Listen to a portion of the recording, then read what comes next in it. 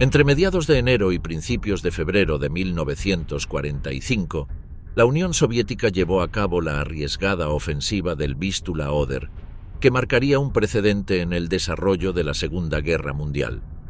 En menos de un mes, el Ejército Rojo cruzó la llanura polaca desde el río Vístula hasta la línea Oder-Neisse, posicionándose a solo 60 kilómetros de Berlín.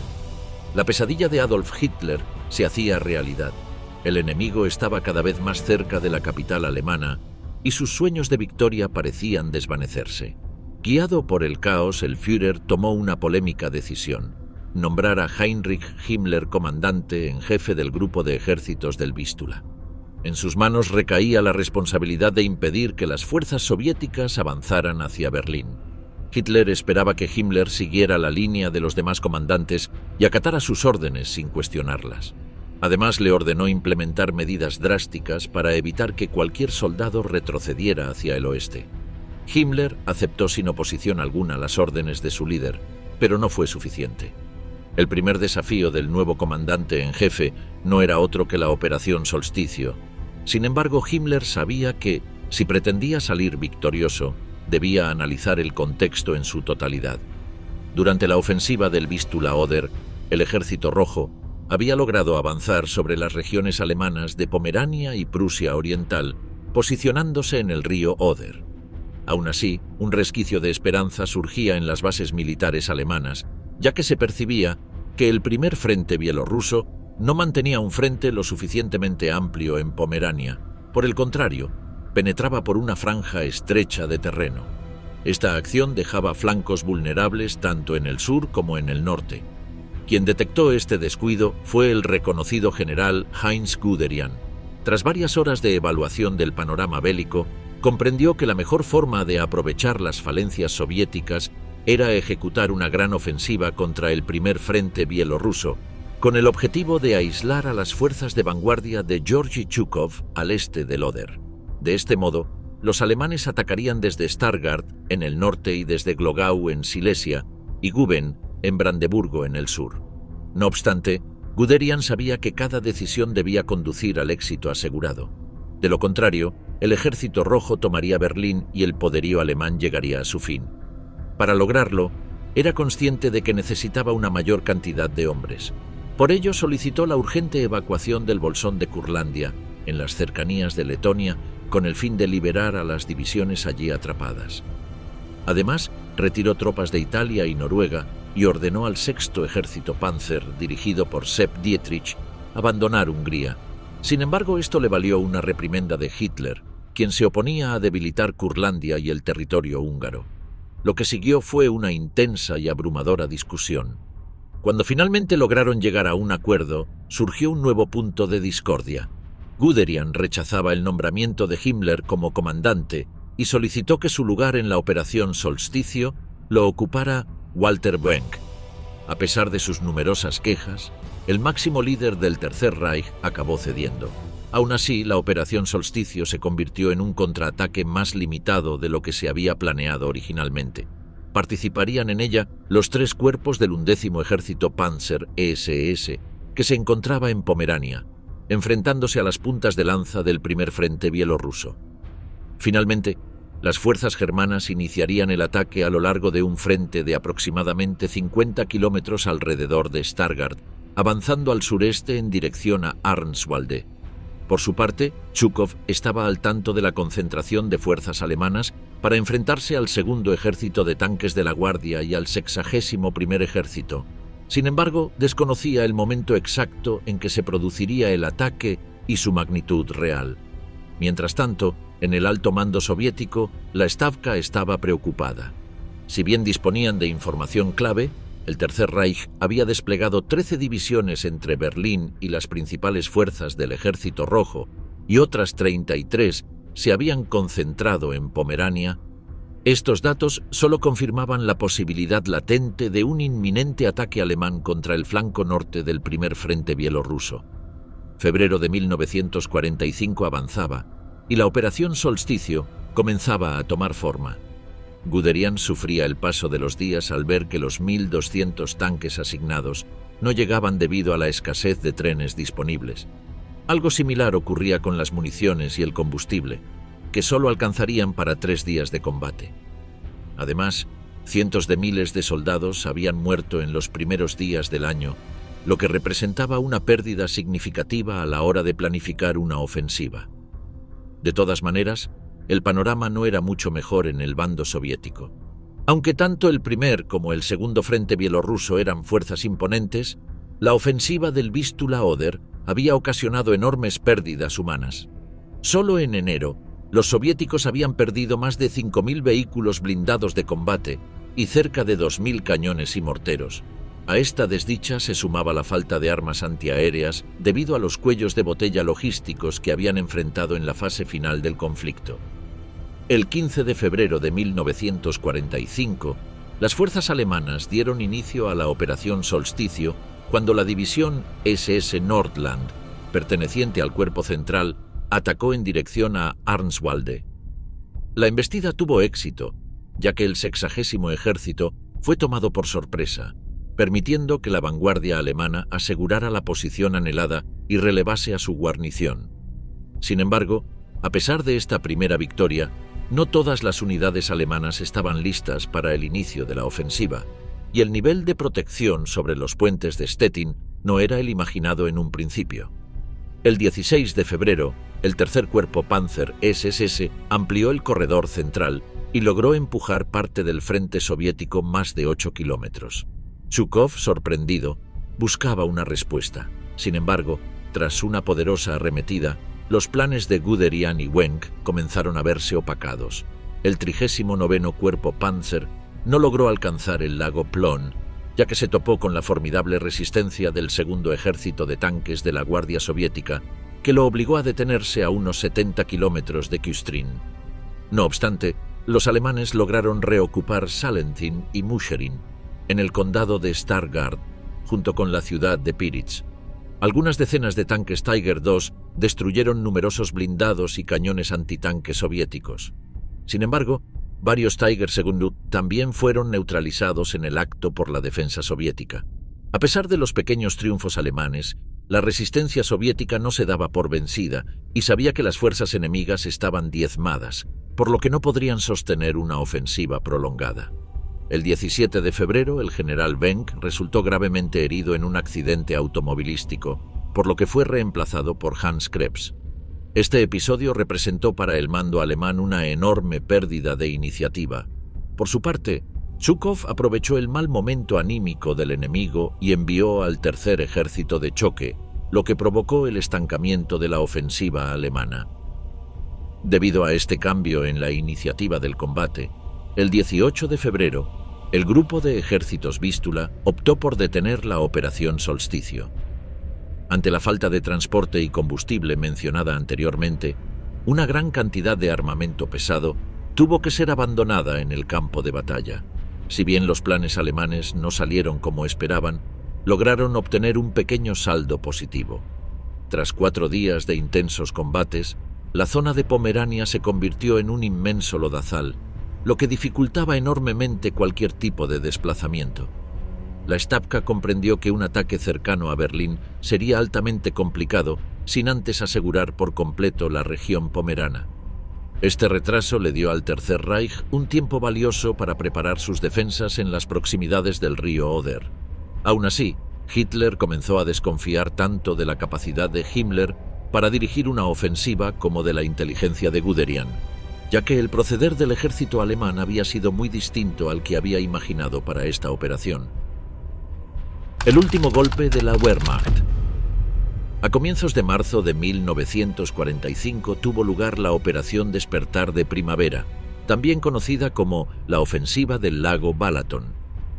Este episodio de la Segunda Guerra Mundial ha sido olvidado y muy poco mencionado al recordar el conflicto bélico. Sin embargo, en su momento tuvo una gran trascendencia, ya que se trató de la última gran ofensiva de Alemania, que, a pesar de encontrarse debilitada, utilizó casi 500.000 hombres, cerca de 1.000 tanques, poco menos de 6.000 cañones y 850 aviones. El Tercer Reich apostaba mucho en esta ofensiva, ya que el contexto global no era para nada favorable. A finales de 1944, no había podido resistir las embestidas soviéticas y comenzaba 1945 completamente cercado. Al oeste, su línea defensiva se encontraba en un estado similar al de 1939, antes del inicio de la guerra. No obstante, en el frente oriental contaba con un pequeño margen positivo que le brindaba un mínimo optimismo. Tras la pérdida del Vístula, el propio Joseph Goebbels dejó registrada en sus notas su profunda preocupación, asumiendo que dicho suceso marcaría un oscuro precedente y que las esperanzas de ganar la guerra comenzaban a esfumarse.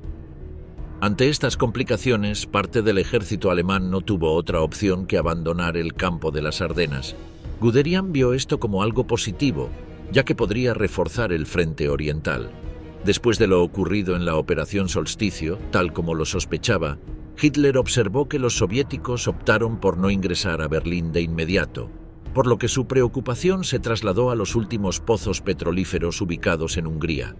Estos debían ser protegidos, ya que, para ese entonces, producían el 80% de todo el combustible disponible para Alemania. Por esta razón, junto a sus generales, planteó la idea de realizar una ofensiva que hiciera retroceder a los soviéticos hacia el río Danubio y permitiera establecer una posición defensiva más segura que protegiera el petróleo húngaro. Como mencionamos anteriormente, el Tercer Reich se jugaba el destino de la Segunda Guerra Mundial en esta operación y sospechaba que una derrota los dejaría al borde del abismo. Para enfrentar este trascendental enfrentamiento, convocó a las mejores fuerzas que tenía a su alcance. La fuerza principal la ejercía el Grupo de Ejército Sur, que contaba con el apoyo del Grupo de Ejército C, ubicado en Yugoslavia.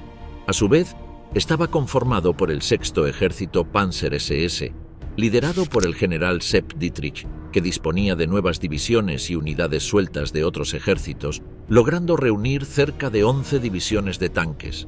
También colaboraban el Segundo Ejército Panzer, el Sexto Ejército Alemán y el Tercer Ejército Húngaro. Del otro lado, los enfrentaba el Tercer Frente Ucraniano, el Cuarto Ejército de Guardias, el Sexto Ejército de Tanques de la Guardia y los 26º y 27º Ejércitos, entre otros. El 6 de marzo de 1945, en el último año de la Segunda Guerra Mundial, comenzó la ofensiva del lago Balaton, también conocida como Operación Despertar de Primavera. El Sexto Ejército Panzer SS avanzó junto con la División SS Leibstandarte y otras divisiones tanto alemanas como húngaras. Las filas del Tercer Reich avanzaban con el compromiso del caso, pero rápidamente debieron frenar y regresar a sus posiciones iniciales. Las reservas de combustible resultaban sumamente escasas y, además, intensas lluvias cayeron sobre suelo húngaro, llenando de barro el terreno previsto para la batalla. Tras algunos días en posición de guardia, lograron una sorprendente actuación ante las perplejas filas soviéticas de vanguardia, lo que les permitió penetrar la defensa al suroeste de la ciudad de Székesfehérvár. Sin embargo, para ese momento de la guerra, los hombres de Hitler ya estaban acostumbrados a que las alegrías duraran poco. Rápidamente, las fuerzas soviéticas lucharon con enorme resistencia y persistencia contra el avance alemán.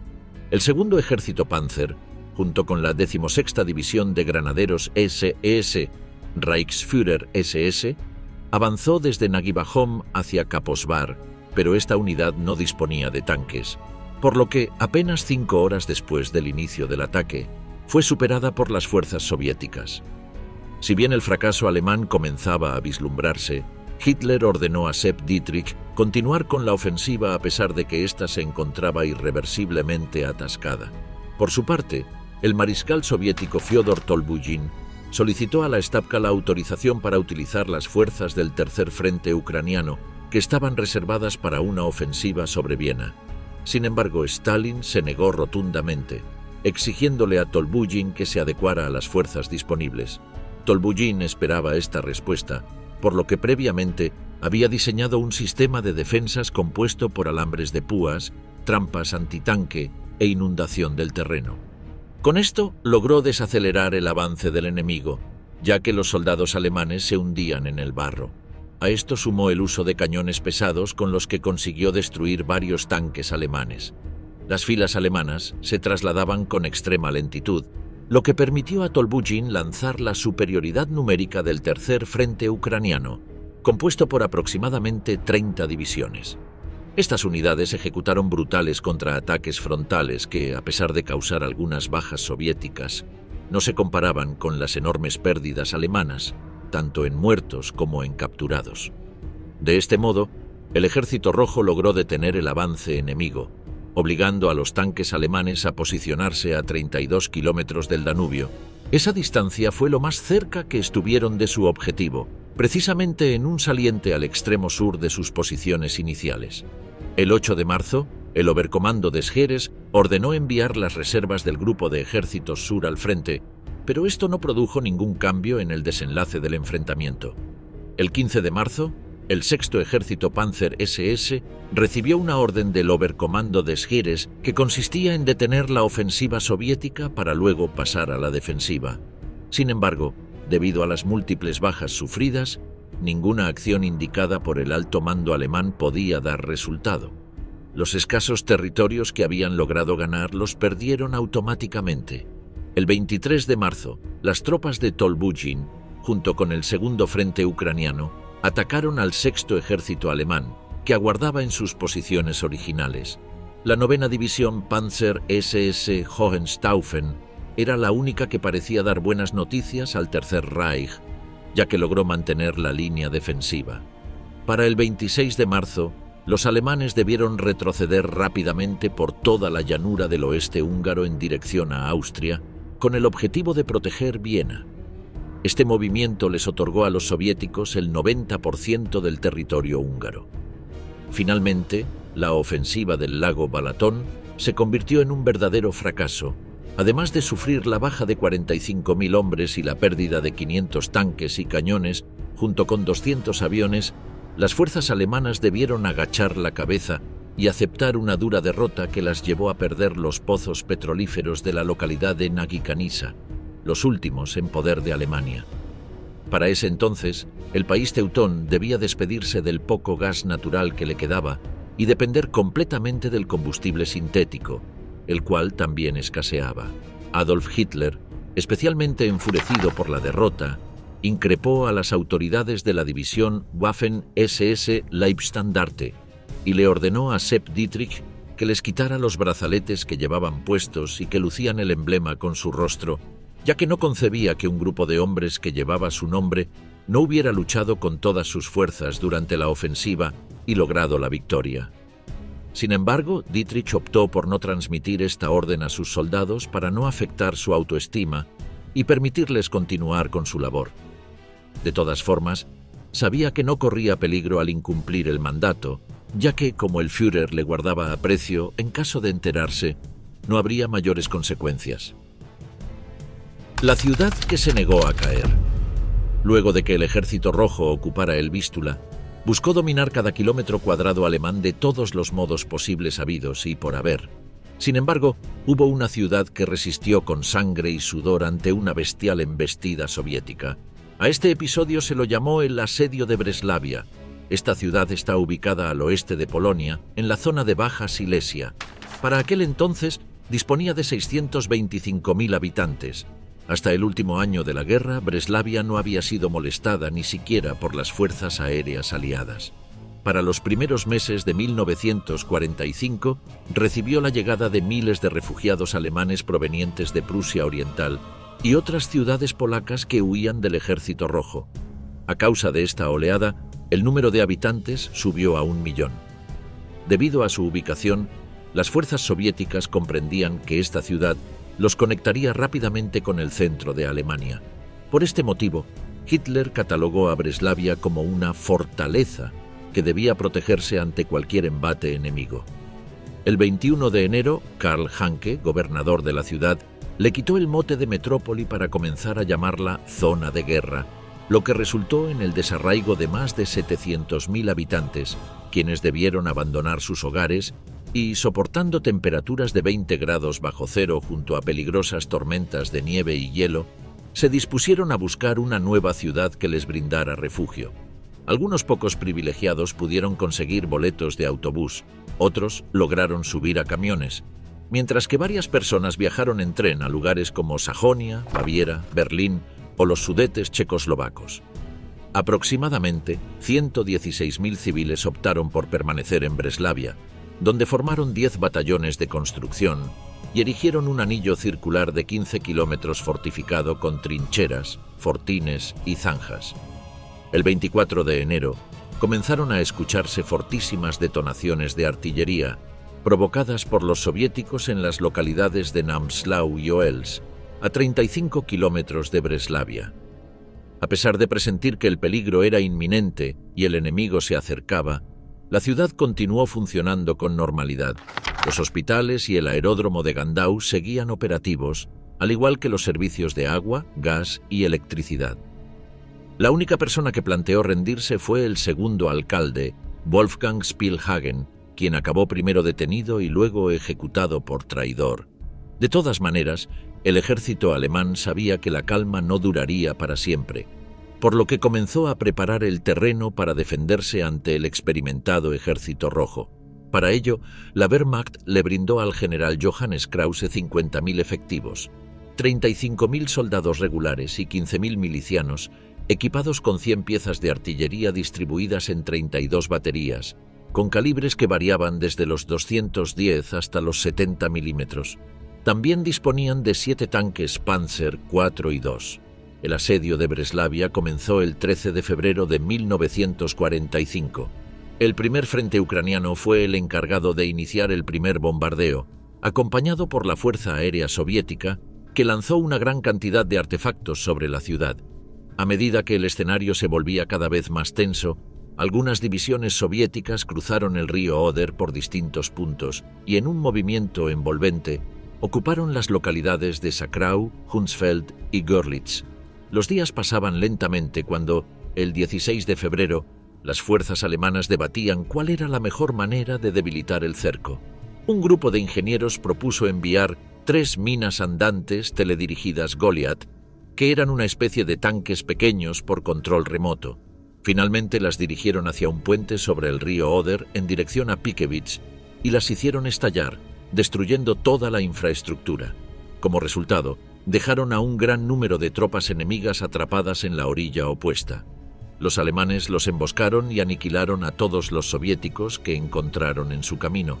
A modo de respuesta, un grupo de soldados del Ejército Rojo inició un asalto contra el Parque Sur y la cochera de autobuses. Sin embargo, esto no representó ningún tipo de peligro para la Wehrmacht, ya que algunos adolescentes pertenecientes a las juventudes hitlerianas se defendieron con sus armas, provocando la huida del enemigo con nada menos que 100 bajas. Contra todo pronóstico, Breslavia resistía, y todo intento de eliminarla parecía en vano. El mes de febrero culminaba y el escenario bélico no era el mejor para el Tercer Reich, pero aún así, esta localidad de Baja Silesia lograba soportar los embates del Ejército Rojo. Las tropas del 26º Regimiento Paracaidista fueron cruciales para mantener la posesión de Breslavia, tras aterrizar desde aviones Junkers Ju-52 que transportaban grandes cantidades de suministros como alimentos y municiones.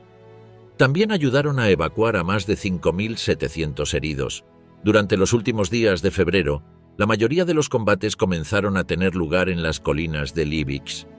Allí, el regimiento SS de granaderos Weslein rechazó una innumerable cantidad de ataques enemigos. Su desempeño les valió reconocimiento nacional, con titulares en los periódicos y radios que proclamaban: «Aquí estuvo el regimiento Weslein de las SS».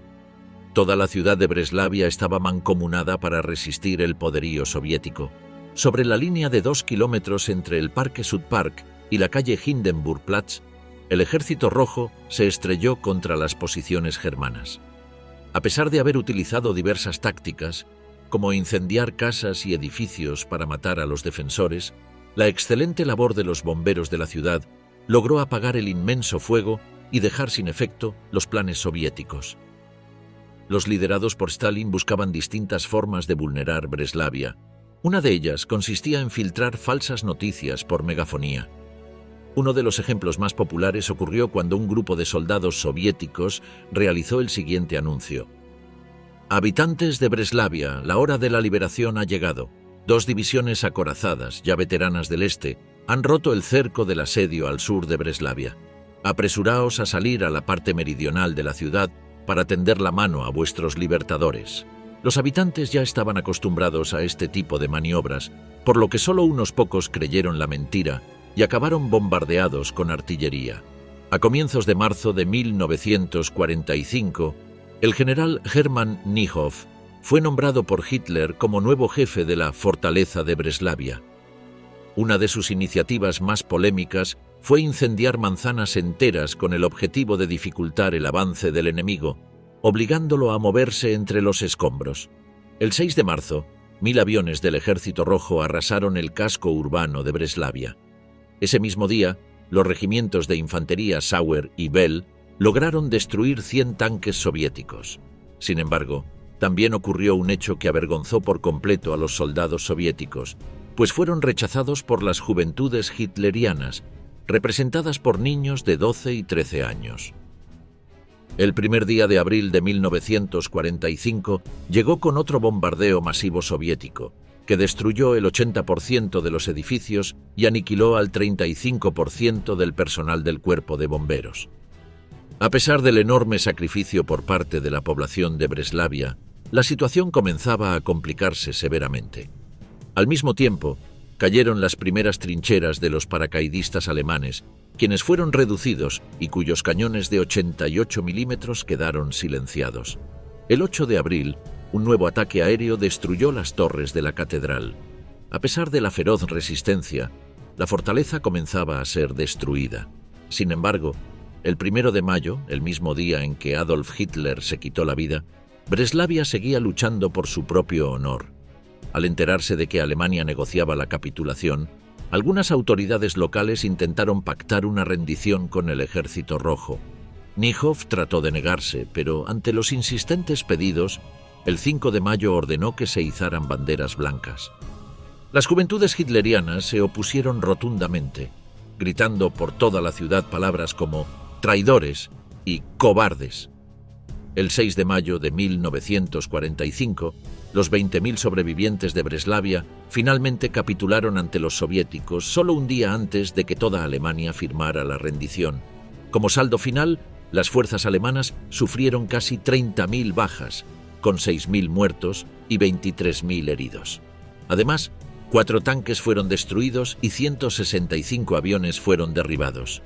Por otro lado, 3 millones de civiles lograron escapar a otras partes de Alemania, consiguiendo algo que ninguna otra ciudad logró. La resistencia de Breslavia resulta aún más heroica al conocer las pérdidas que infligieron al Ejército Rojo en comparación con las suyas. Nada menos que 60.000 bajas, con 13.000 soviéticos muertos y 47.000 heridos. Además, cerca de 125 tanques fueron destruidos y 100 aviones acabaron derribados. Tormenta roja en el Neisse. A mediados de abril de 1945, el Ejército Rojo se proponía realizar el último gran asalto en el frente oriental, en busca de conquistar Berlín, la capital de Alemania y del Tercer Reich. Luego de arrasar Polonia durante los meses de enero y febrero, tanto Georgi Zhukov como Iván Konev y Konstantin Rokossovski buscaron reagrupar a todas sus tropas para luego reunir todos los suministros posibles con el objetivo de llevar a cabo su ansiado propósito. Desde el norte hacia el sur, el segundo frente bielorruso, dirigido por Rokossovski, se preparaba para enfrentar al tercer ejército Panzer. El primer frente bielorruso de Zhukov hacía lo propio contra el noveno ejército. El primer frente ucraniano, liderado por Iván Konev, lucharía contra el cuarto ejército Panzer alemán. Entre los 3 frentes soviéticos, más de 2 millones de efectivos luchaban por una misma causa. Tenían a disposición más de 40.000 cañones de artillería, 6.200 carros de combate y 7.500 aviones. Del otro lado, el último millón de soldados alemanes buscaba formar la última línea defensiva que les permitiera no perder la guerra o, en su defecto, salir derrotados con el menor daño posible. El primer frente ucraniano se acercó al río Neisse el 12 de enero de 1945, con el inicio de la ofensiva del Vístula-Oder. Los ejércitos de Konev se abrieron paso rápidamente por el sur de Polonia y presentaron batalla ante los embates alemanes que buscaban frenar su progreso. Tenían claro que, si pretendían continuar avanzando, debían luchar contra cualquiera que se interpusiera en su camino. En los primeros días de marzo, las vanguardias del primer frente ucraniano llegaron a la ribera del río Neisse, ubicándose a pocos kilómetros de ciudades alemanas como Cottbus o Dresde. En simultáneo, en esta última ciudad, las fuerzas aéreas británicas realizaron el recordado bombardeo, destruyendo toda su arquitectura cultural. El objetivo de Konev y Zhukov era establecer cabezas de puente en los ríos Oder y Neisse antes de que sus grandes ofensivas comenzaran a debilitarse. Sin embargo, Konev no logró posicionarse en la orilla occidental del Neisse debido a que se topó con una resistencia letal por parte de las filas alemanas. El 3 de abril, Konev y Zhukov compartieron una importante reunión junto con el mismísimo Joseph Stalin en la ciudad de Moscú. Allí, el mandamás soviético les proporcionó indicaciones fundamentales a tener en cuenta para la ofensiva que lanzarían próximamente. Sin lugar a dudas, lo más relevante de esta reunión fue que Stalin les comunicó a sus comandantes que en el caso de que su velocidad de avance se lo permitiera, tenían permiso para ingresar a Berlín. Esta última indicación tuvo como resultado una planificación de la ofensiva de la forma más devastadora y agresiva posible. Al amanecer del 16 de abril, con algunos minutos de diferencia, Konev y Zhukov realizaron su primer ataque. A pesar de coincidir en la intensidad de la ofensiva, Zhukov incluyó artefactos lumínicos para añadir luz a estos ataques nocturnos. No obstante, Konev no coincidió con su metodología y decidió realizar un ataque en la más absoluta y estratégica oscuridad. Su plan consistía en extender una gran pantalla de humo por toda la línea defensiva alemana, con el objetivo de dificultarles seriamente la visión e imposibilitarles ver el ataque con claridad. Al carecer de cabeza de puente en el Neisse, Konev no tenía más opción que atravesar el río en la primera etapa de su ofensiva. Para este cometido, el primer frente ucraniano disponía de miles de botes de todo tipo. Además, logró establecer hasta 150 puntos de cruce a lo largo de un frente de 20 kilómetros, aunque la artillería soviética atacó 80 kilómetros de la orilla para confundir a los alemanes. En primer lugar, las filas soviéticas dispararon botes de humo con cañones y aviones. Luego, Konev dio inicio a los ataques de artillería contra los puntos defensivos alemanes, sobre los cuales posteriormente se lanzaría la infantería. Al haber poca cantidad de viento, el humo no se dispersó y el plan de Konev salió a la perfección. Este movimiento fue absolutamente abrumador para las fuerzas del Tercer Reich, que acabaron perdiendo tanto la orilla como todas sus posiciones de retaguardia. Eran las 6:55 de la mañana cuando los hombres de Konev lanzaron su primera oleada en miles de botes. El objetivo principal de esta acción consistía en ganar cabezas de puente en puntos estratégicos como Bautzen y tener listos los puentes en menos de 3 horas. Mientras los efectivos hacían su trabajo a alta velocidad, la artillería soviética disparaba a más no poder, consiguiendo así que los alemanes no pudieran salir de sus refugios. Solo 20 minutos tardaron en establecer las primeras cabezas de puente en el Neisse, lo que permitió dar inicio a la construcción de nuevos puentes. Luego de 1 hora, cientos de carros de combate lograron cruzar el río utilizando transbordadores, consolidando las cabezas de puente que recientemente había tomado la infantería. Poco tiempo después, Konev recibió una gran noticia. Sus hombres habían conseguido más de 133 cruces sobre el río de los 150 que se habían planificado. Esta conclusión no hacía más que confirmar que las cosas marchaban bien para la Unión Soviética y que Konev estaba haciendo méritos para ser reconocido por sus heroicas acciones. Tanto el tercer como el cuarto cuerpo de tanques soviéticos cruzaron el Neisse a toda velocidad gracias a las nuevas estructuras conseguidas. Como resultado, durante las primeras horas de la tarde rompieron las defensas interiores alemanas y, posteriormente, se lanzaron rápidamente sobre su retaguardia. Tanto el alto rango alemán como sus hombres en combate estaban desesperados. Todas sus líneas habían sido destruidas y sus enemigos los estaban superando en la mayoría de los sectores. La única alternativa que encontraron ante tanta desolación fue replegarse lentamente en dirección suroeste, hacia el sur de Bautzen. Las fuerzas soviéticas no mostraron oposición y rápidamente giraron hacia el norte para avanzar sobre Berlín. En simultáneo, la ofensiva de Zhukov sobre las colinas de Shiloh había sido rechazada por el oponente.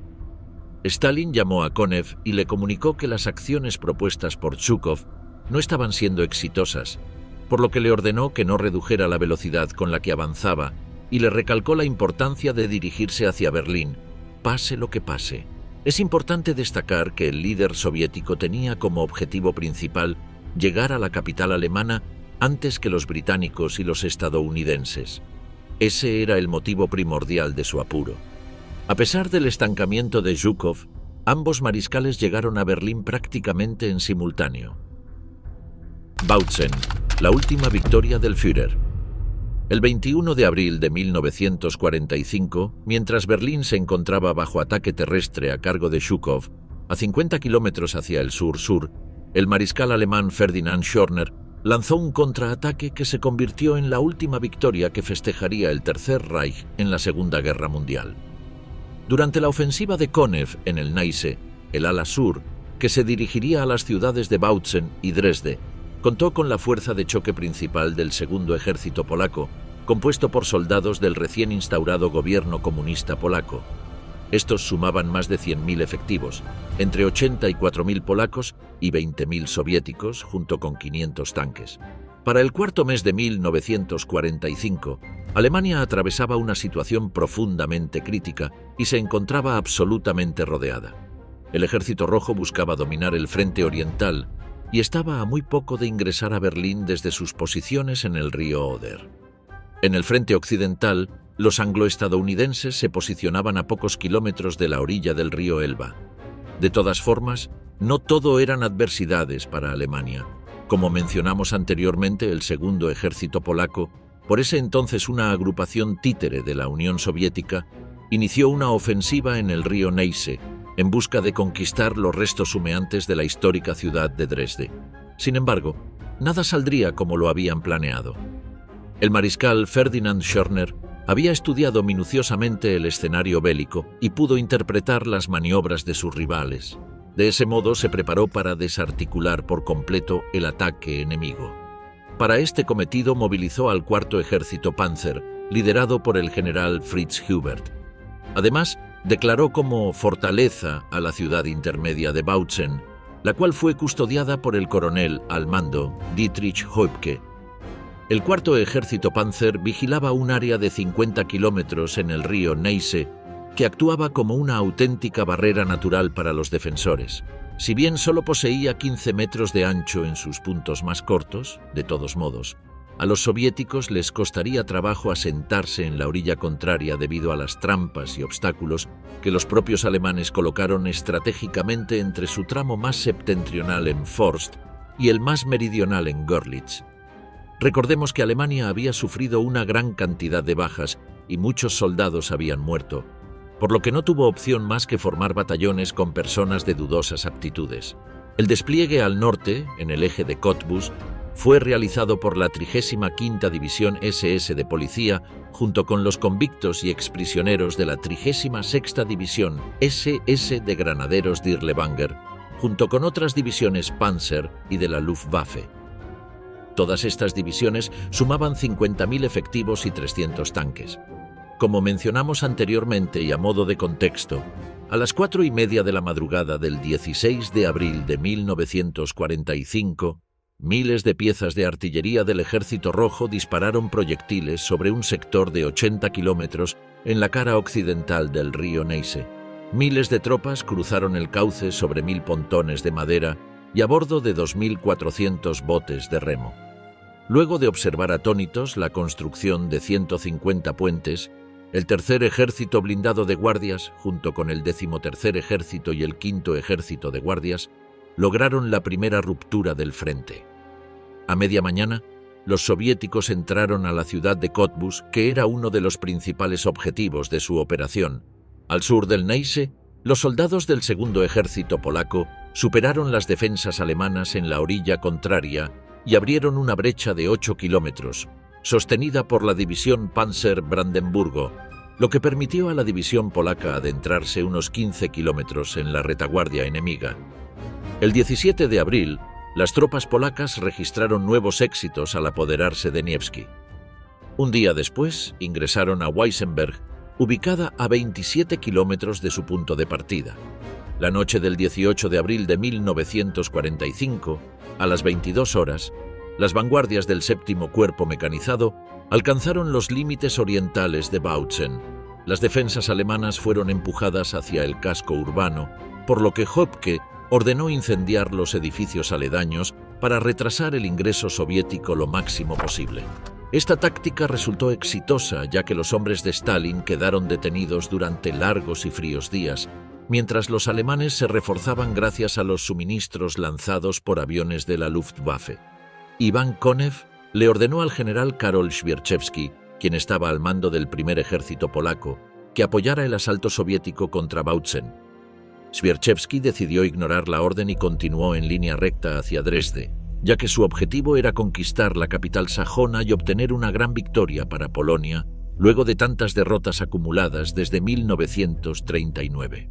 De ese modo pivotó y arremetió hacia el oeste, sin percatarse de que en sus flancos había grandes cantidades de unidades del 4º Ejército Panzer, que tenían la facultad de caer repentinamente de costado. Luego de desobedecer las órdenes de Konev, el primer ejército polaco observó cómo 17 tanques Panther de la división Panzer Hermann Göring realizaron una emboscada al cuerpo blindado polaco a la altura de Kodersdorf, con la que lograron destruir 60 carros, entre ellos 4 pesados Stalin y S-2. Durante la madrugada del 21 de abril, el 4º Ejército Panzer aprovechó la visible vulnerabilidad del 2º Ejército polaco. Al oeste de las afueras de Bautzen, la división Panzer Brandenburgo inició un ataque desde el norte. La 17ª División de Infantería atrapó desde el sur, bajo una maniobra en pinza, a la 294ª División de Fusileros en Weissenberg, a la que rodearon y aniquilaron por completo antes de liberar la ciudad. En simultáneo, la 20ª División Panzer, mientras aguardaba en la cara meridional de Bautzen, atacó de costado y alcanzó los arrabales de la urbe. Esta acción fue realizada con el fin de liberar a la guarnición sitiada, siguiendo el curso del río Spree. En ese mismo momento, la 21ª División Panzer desarrollaba la misma acción en el sector occidental, cerrando cualquier posible salida y ocupando la localidad de Malschwitz. Más de la mitad del 2º Ejército polaco quedó aislada en la carretera hacia Dresde debido al ataque alemán a Bautzen. Lo curioso y deplorable de esta situación es que el general Karol Zwierczewski no tuvo mejor idea que encerrarse en su cuartel móvil para emborracharse y dejar de contestar las llamadas telefónicas de sus superiores. El mariscal Konev envió a un inspector, el general Iván Petrov, para averiguar qué estaba ocurriendo. Al observar la lamentable situación, Zwierczewski fue removido de su cargo y sustituido por el general Ivanovich Kostilev. Aunque el ejército polaco tenía la orden de dar marcha atrás y retroceder hacia Bautzen, la ciudad ya estaba siendo atacada desde todo su extrarradio por las 20ª y 21ª Divisiones Panzer, las cuales también se encargaron de liberar la aldea de Niederkaina. Antes de marcharse de esa localidad, los soviéticos encerraron en una iglesia a 250 prisioneros de la Volkssturm, prendieron fuego a la construcción eclesiástica y los mataron a todos. El 23 de abril, las filas soviéticas iniciaron un contraataque para restaurar la situación en Bautzen. Sin embargo, la división Panzer Hermann Göring apareció sorpresivamente y desbarató el asalto, destruyendo una decena de tanques T-34-85. Ese mismo día, las unidades alemanas lanzaron una serie de emboscadas contra la 5ª y 8ª Divisiones de Infantería polacas, que comenzaban a retirarse por la autopista hacia Dresde. En ese mismo instante, la división Panzer Brandenburgo, junto con la 17ª División de Infantería, logró golpear de cerca la ciudad de Weissenberg, provocando grandes pérdidas a la 25ª y la 57ª Brigadas Mecanizadas de Guardias, adscritas al 4º Ejército Blindado de Guardias, destruyéndoles 50 tanques T-34.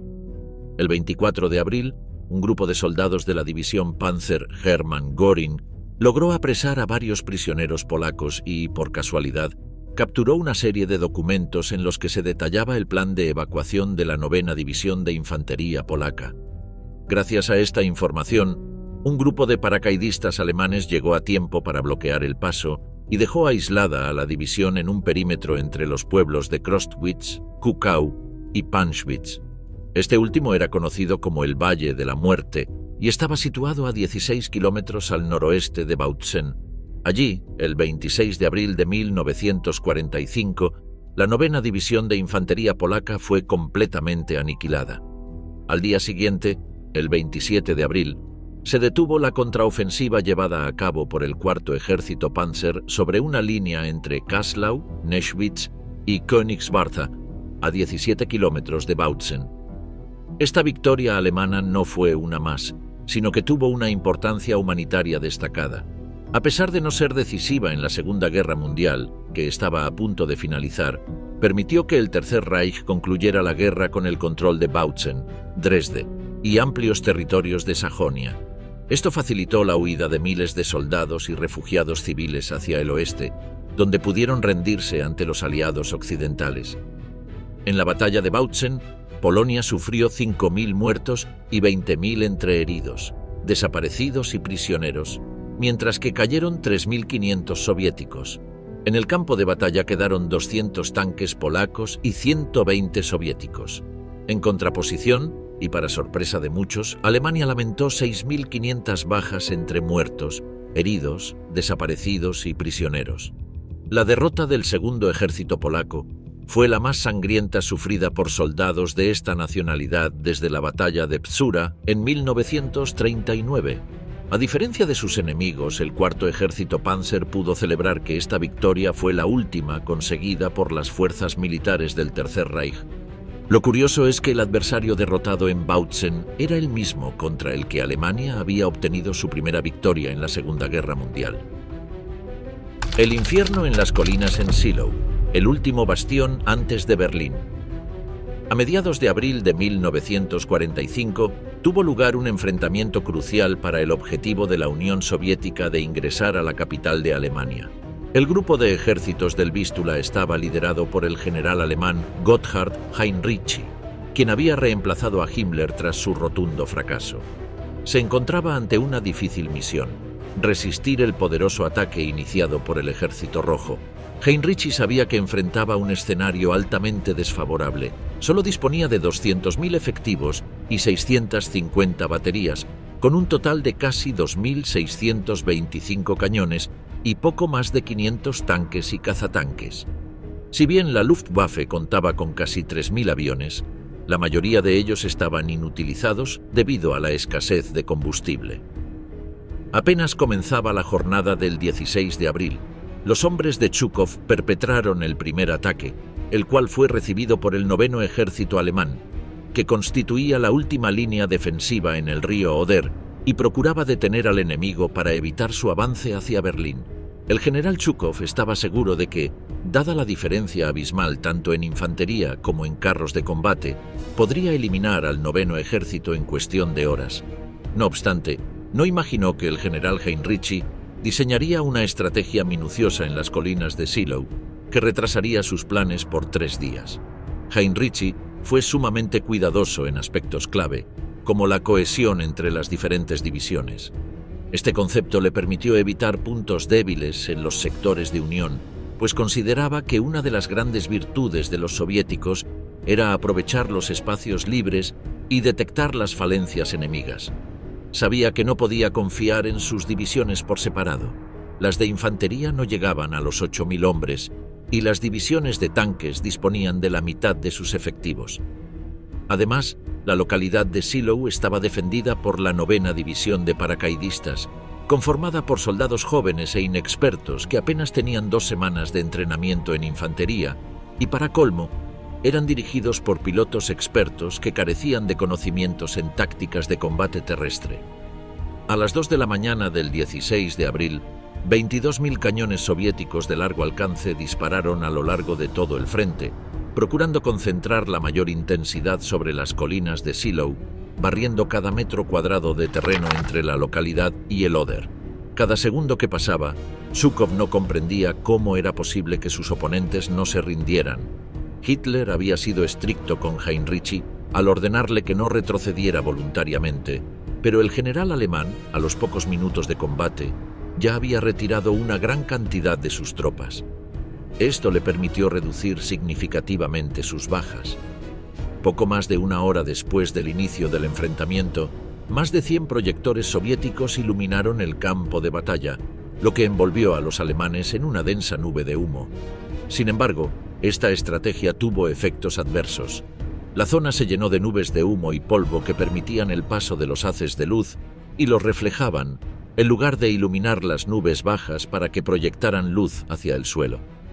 Esto no solo provocó una visibilidad pésima para los soviéticos, sino que los proyectores revelaban a los alemanes las siluetas de los soldados enemigos. A su vez, el terreno, devastado por los inmensos cráteres producidos por la artillería soviética, dificultó el avance tanto de la infantería como de los tanques y cañones de asalto. Mientras tanto, en el sector norte, los alemanes resistieron con fiereza el ataque soviético. Sin embargo, estaban bastante desorientados debido al bombardeo y la magnitud del ataque. Tras el primer día de enfrentamientos, la línea alemana se mantenía firme, por lo que decidieron llamar a la escasa reserva que poseían para que los ayudara a continuar soportando la embestida enemiga.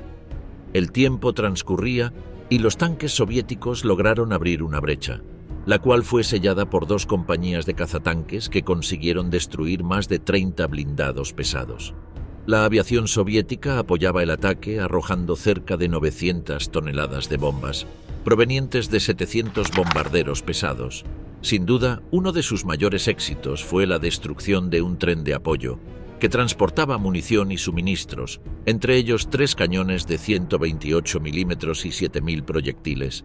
Al final del día, el Ejército Rojo había logrado penetrar 8 kilómetros, aunque sin lograr una ruptura decisiva. La batalla continuó con gran intensidad, con ambos bandos luchando por sus objetivos. El Quinto Ejército de Choque atacó con 5 divisiones en vanguardia, apoyadas por tanques IS-2 y T-34-85, que se hundieron en una nube de humo levantada por el bombardeo previo a la ofensiva. Los alemanes aprovecharon esto para contraatacar brutalmente. La inexperta 9ª División de Paracaidistas, a pesar de sufrir muchas bajas mientras se desplazaba, logró destruir más de 30 tanques y frenó el avance de 3 divisiones. Inesperadamente, llegó a la zona de combate el tren blindado Berlín, que transportaba 5 vagones con cañones de 88 milímetros, con los que destruyeron cerca de 60 tanques soviéticos. Mientras tanto, en el sur, el primer frente ucraniano de Konev avanzaba según lo previsto, empujando hacia atrás al 4º Ejército Panzer del general Schörner. Stalin estaba molesto por los contratiempos que retrasaban el avance en Shiloh. No podía comprender cómo las fuerzas alemanas habían resistido tanto como para demorar los objetivos soviéticos. Del otro lado, Heinrich estaba preocupado, pues sus fuerzas carecían de reservas. El 18 de abril, la ofensiva soviética se intensificó considerablemente. El general alemán Theodor Busse ordenó que fuera repelida con las 2 únicas divisiones de defensa que aún tenía a su disposición: la 11ª División de Granaderos SS Nordland y la 23ª División de Granaderos Voluntarios SS Nederland. Sin embargo, estas solo lograron ralentizar el avance soviético. Para el amanecer del 19 de abril, el frente oriental había dejado de existir como tal, y solo quedaban restos dispersos de cada una de las divisiones. No obstante, las fuerzas soviéticas sufrieron pérdidas considerables: 20.000 hombres entre muertos y heridos, junto con más de 2.800 tanques destruidos. La batalla de las colinas de Shiloh se convirtió en el último gran acierto estratégico de las fuerzas alemanas antes del final de la guerra. En la vereda opuesta, los soviéticos celebraban tener a Berlín en la línea del frente. Escape imposible en los bosques de Halbe. Para mediados de abril, la batalla de Berlín ya había comenzado y el 9º Ejército se encontraba apostado detrás del Oder. Theodor Busse había decidido no retirarse al sur para enfrentar a Konev, ya que imaginaba que los aliados occidentales llegarían primero a Berlín.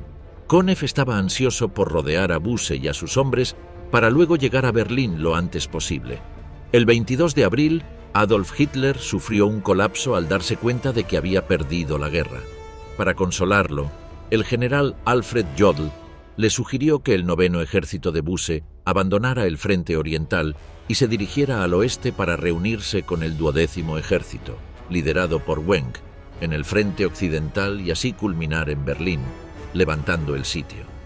Era evidente que las posibilidades de éxito de este plan eran mínimas. El 9º Ejército estaba rodeado y apenas disponía de 80.000 soldados dispersos de distintos cuerpos de ejército. Cuando Busse recibió las órdenes, comprendió que, si conseguía reunirse con Wenck, habría logrado una hazaña. Rápidamente lo llamó y, desobedeciendo ni más ni menos que a Hitler, le comunicó que no regresaría a Berlín, sino que cruzaría el río Elba y se entregaría a los aliados. Wenck aceptó y el 24 de abril envió solamente al 10º Cuerpo de Ejército a Potsdam, ciudad ubicada a pocos kilómetros de Berlín, para intentar evacuar a los refugiados y a la guarnición de la ciudad. Wenck se retiró junto a casi todos sus hombres hacia el este para acercarse a Busse.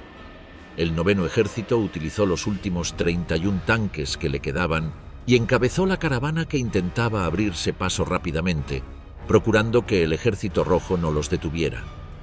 Zhukov se percató de la posible vía de escape, por lo que envió a algunos de sus hombres del primer frente bielorruso hacia el bosque de Spreewald con el objetivo de reforzar el cerco. Konev no se quedó atrás, ya que estaba deseoso de capturar al 9º Ejército, por lo que también trasladó algunas de sus tropas. El 26 de abril, los dos grupos soviéticos cerraron completamente la bolsa y en simultáneo llegaron los hombres de Busse. Muchos efectivos alemanes lograron cruzar antes de que estallara la batalla en la aldea de Halbe, pero otros no tuvieron más opción que abrirse paso bajo intenso fuego de artillería y ataques aéreos. Algunos, con menos suerte, quedaron atrapados por los soviéticos. Hitler se enteró del verdadero plan de Busse, por lo que lo mandó a llamar de vuelta, pero el general alemán ignoró su orden. Durante toda esa noche, las fuerzas alemanas combatieron contra el cerco soviético en un intento desesperado por escapar hacia la zona en la que se encontraban los aliados, pero solo unos pocos lo consiguieron.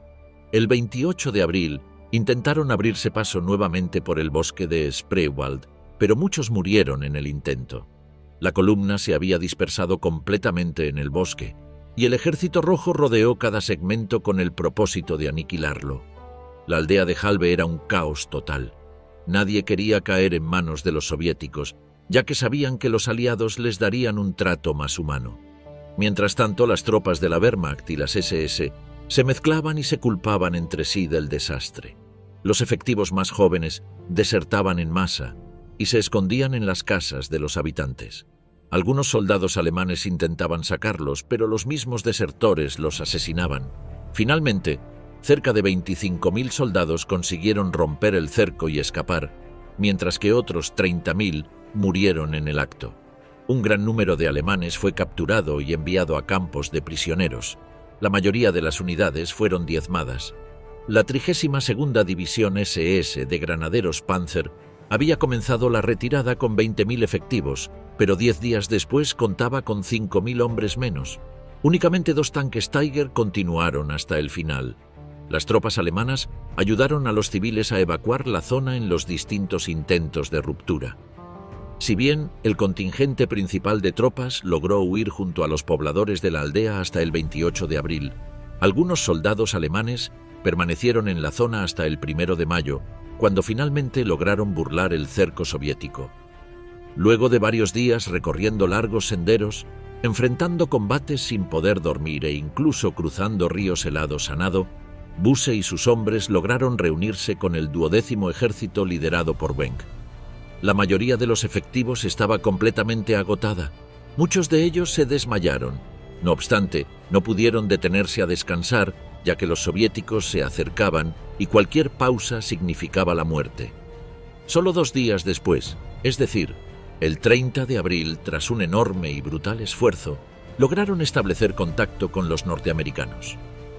Sin embargo, para lamento de Busse y Wenck, los estadounidenses rechazaron a la mayoría de sus soldados, quienes finalmente quedaron en manos de los soviéticos. Se estima que, de los 200.000 soldados alemanes cercados por los soviéticos en la bolsa de Halbe, solamente 40.000 lograron llegar a la posición del 12º Ejército, mientras que unos 120.000 cayeron prisioneros y aproximadamente 60.000 murieron. Al notar que las tropas de Busse y Wenck finalmente no defenderían la caída de Berlín, Hitler recibió el consejo de abandonar la capital alemana. El Führer desestimó la sugerencia y, como ya es sabido, procedió a quitarse la vida. Hemos llegado al final. Gracias por acompañarnos en este recorrido por las últimas grandes ofensivas del Frente Oriental. Hasta la próxima.